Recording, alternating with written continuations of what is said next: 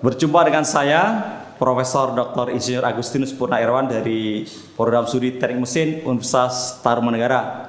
Hari ini saya akan membawakan materi tentang kinematika dan dinamika. Secara khusus saya membahas tentang pengantar kinematika dan dinamika.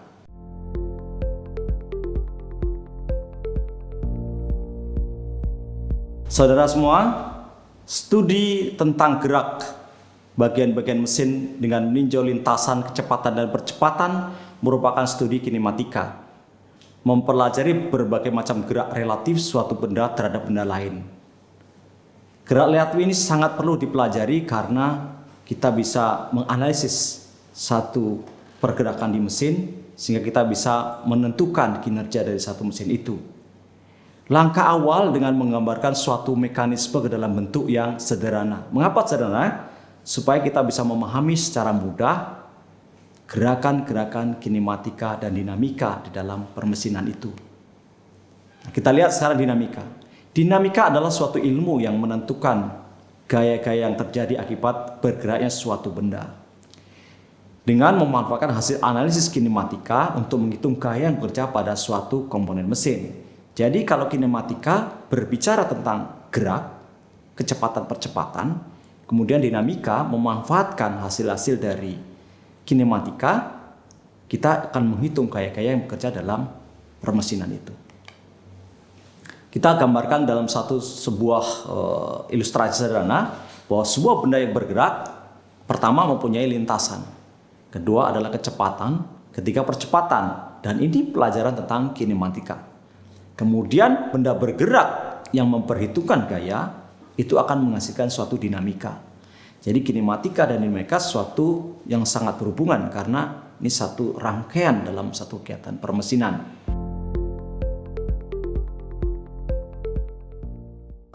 Saya ingin menjelaskan terminologi yang kita pakai di dalam pelajaran kinematika dan dinamika. Yang pertama adalah terkait dengan pair atau sambungan. Merupakan dua bagian penghubung dan bagian elemen dari suatu benda yang saling berhubungan dengan satu yang lain. Dan sambungannya ini ada beberapa tipe. Yang pertama ada sambungan putar, turning pair, sambungan luncur, sliding pair, kemudian juga ada prismatic, ada screw, ada cylindrical, dan yang lain-lain. Cukup banyak sambungan ini yang harus kita pelajari di dalam hubungan kinematika, menghubungkan satu link dengan yang lain. Yang berikutnya adalah berdasarkan luas bidang kontak, sambungan atau pair ini bisa dibagi dalam dua kelompok besar, yaitu lower pair berupa bidang dan nanti higher pair berupa garis dan titik. Nah ini juga contohnya cukup banyak, ada turning joint, sliding joint, turning and sliding joint, dan seterusnya. Cukup banyak, nanti saudara bisa melihat di layar bagaimana sambungan atau hubungan-hubungan antara dua penghubung ini bisa kita gunakan di dalam kinematika dan dinamika. Selanjutnya kita masuk ke link kinematika. Link kinematika adalah benda atau komponen kaku dengan dua atau lebih pair yang dapat digambarkan sesuai dengan jumlah pair yang dimiliki. Nah, di sini juga cukup banyak, ada 2 pair, 3 pair, 4 pair, ya, ada binary, ternary, dan seterusnya. Itu akan dipakai di dalam sambungan-sambungan menghubungkan satu link dengan yang lain. Kemudian gabungan beberapa link akan membentuk suatu rangkai kinematika yang dapat bergerak atau tidak dapat bergerak dan atau bergerak dengan gaya paksa. Nah, itu membentuk satu rangkaian rantai kinematika. Dan itu sangat penting juga untuk kita pelajari. Berikutnya adalah mekanisme kinematika. Rantai kinematika dengan gaya paksa yang salah satu linknya tidak bisa bergerak merupakan satu mekanisme. Jadi harus ada satu link yang tidak bisa bergerak. Yang kedua, link yang tidak dapat bergerak tersebut disebut dengan ground. Jadi kalau kita bicara mekanisme kinematika harus ada ground atau kita mengenal juga sebagai pondasi. Suatu rangkaian batang penghubung link di mana jika salah satu batang ditahan tetap dan satu batang yang digerakkan, maka gerakan batang yang lain dapat diperkirakan. Jadi kalau ada yang ditahan, ada yang digerakkan, kita bisa memperkirakan bagaimana gerakan-gerakan dari mekanisme kinematika itu. Nah, ada beberapa contoh. Contoh yang pertama adalah simple mechanism, dual link. Kita bisa lihat di layar Jadi mudah sekali kita bisa lihat. Jadi ada bagian yang satu itu sebagai ground, yang 2 link kemudian dihubungkan dengan 1 pair gitu ya. Nah, kita bisa lihat nanti. Kemudian ada 3 link. Kita bisa lihat di contoh bagaimana penggunaan 3 link. Contoh yang sederhana adalah menggerakkan cam. Nah, ini juga bisa dengan 3 link. Kemudian ada 4 link atau 4 bar atau 4 bar. 4 penghubung. 4 penghubung terdiri dari 4 link. Link pertama sebagai ground, link kedua, link ketiga, link 4 adalah yang bergerak. Nah, biasanya link 2 adalah input. Link 3 dan 4 itu adalah yang digerakkan gitu ya. Kemudian juga ada mekanisme yang lebih besar lagi, 4 penghubung, tetapi penghubung 3-nya diperluas. Nanti kita dilihat di layar bagaimana penghubung 3-nya diperluas, diperberat sehingga tercapai suatu keseimbangan yang baru gitu.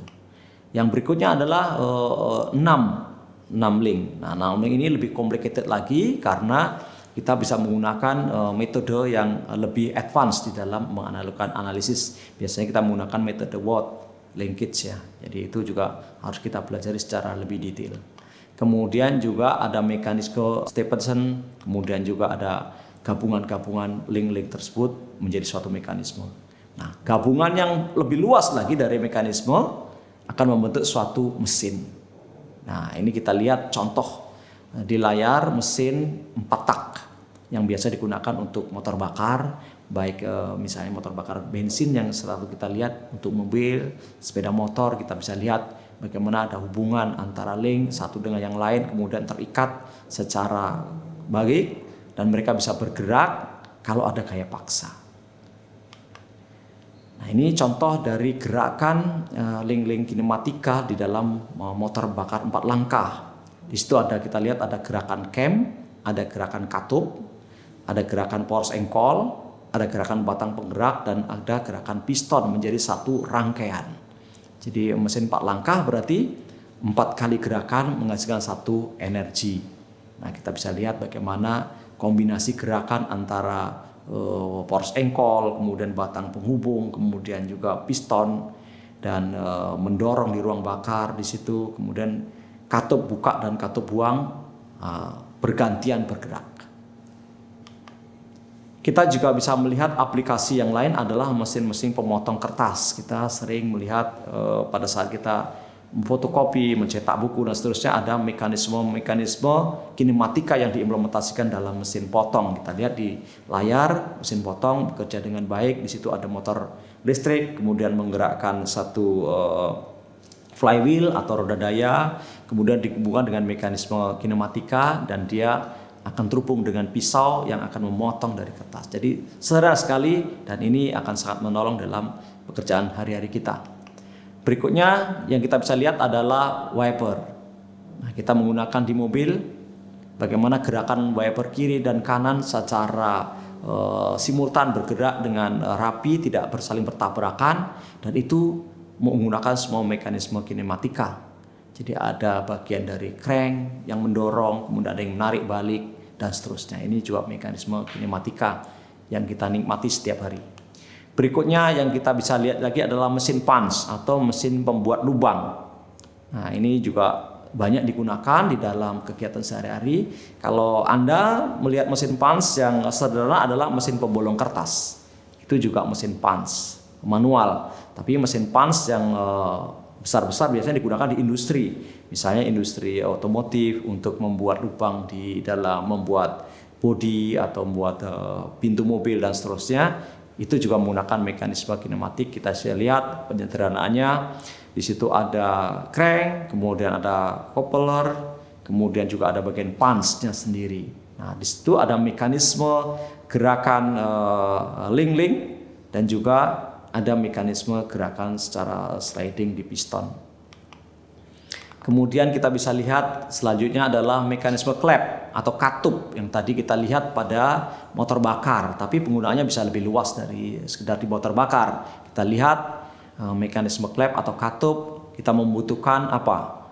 Batang, rocker arm di situ ada, kemudian juga ada follower, ada roller yang menggerakkan, tapi juga digerakkan oleh camshaft-nya atau di porosnya yang menggerakkan. Nah, mekanisme kinematikanya akan muncul setelah nanti camshaft bergerak.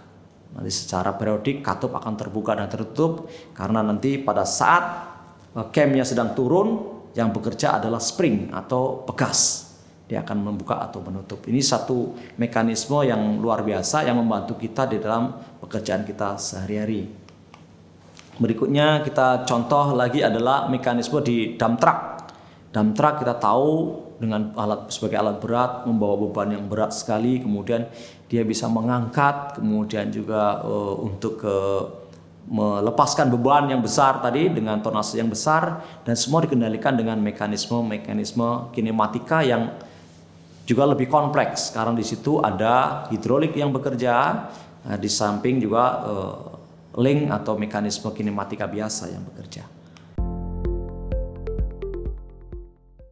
Berikutnya adalah kalau kita bicara tentang kinematika, maka ada derajat kebebasan yang harus kita pahami.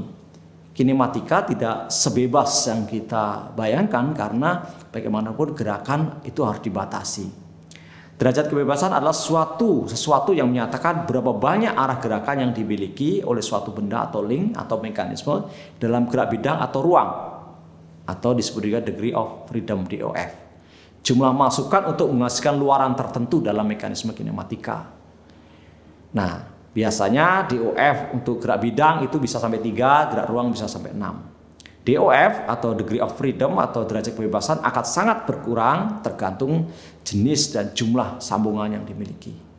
Nah, untuk mesin-mesin yang kita lihat seperti mobil atau sepeda motor dan seterusnya hanya boleh 1 derajat kebebasan, yaitu dengan gaya paksa. Nah, ini contoh bagaimana menghitung DOF. Nanti kita bisa lihat di layar hubungan antara lower pair, higher pair, berapa kehilangan masing-masing derajat kebebasannya kita bisa lihat. Dan contoh-contoh perhitungannya kita bisa menggunakan persamaan Kutzbach. Jadi jumlah gerakan kita bisa hitung dari 3 kali jumlah link dikurang 1 dikurang 2 kali J1 dikurang J2. Nah, M adalah degree of freedom atau derajat kebebasan, sementara L adalah jumlah link, kemudian 1 link sebagai ground, dan itu pasti hilang. Yang J1 atau LP adalah lower pair, jumlah pair dalam yang bentuk lower, kemudian J2 adalah jumlah join higher pair. Nah, kita bisa menggunakan persamaan Kutzbach untuk menghitung berapa derajat kebebasan dari mekanisme yang kita buat. Kasus khusus di dalam kinematika. Jadi ada beberapa kasus khusus. Rantai kinematika khusus misalnya persamaannya menghasilkan derajat kebebasannya itu 1, tetapi dia tidak bisa bergerak. Atau derajat kebebasan 0, tetapi dia tetap bergerak. Jadi ini tetap harus kita perhatikan. Kadang-kadang dalam desain kita harus memperhatikan, meskipun dalam perhitungan menggunakan persamaan Kutzbach kita sudah dapatkan DOF-nya, tetapi kita harus lihat apakah betul-betul sesuai dengan desain yang kita harapkan.